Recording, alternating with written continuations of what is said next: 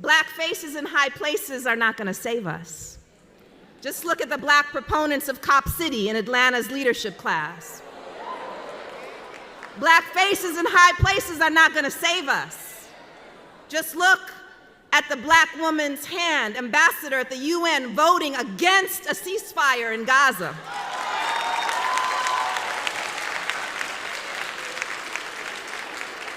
That is, our blackness and our womanness are not in themselves trustworthy.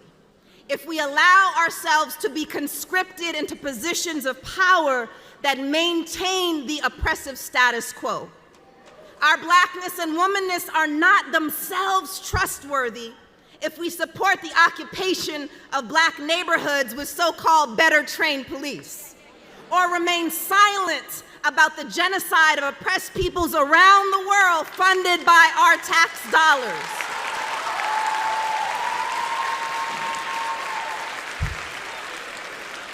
And here, let me please shout out the incredible Spelman students and AUC siblings who have been organizing with Stop Cop City and Justice in Palestine, among many other troublemakers in this room.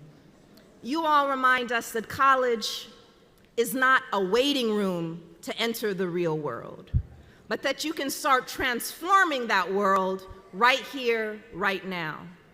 It goes without saying, but let me just say it anyway. For student activists speaking out courageously for Palestine and Congo and Haiti and to stop Cop City, they should not be threatened with expulsion, loss of scholarships, or have public safety called on them for protesting. Too often, our institutions celebrate student activists after they've graduated, even giving them honorary degrees,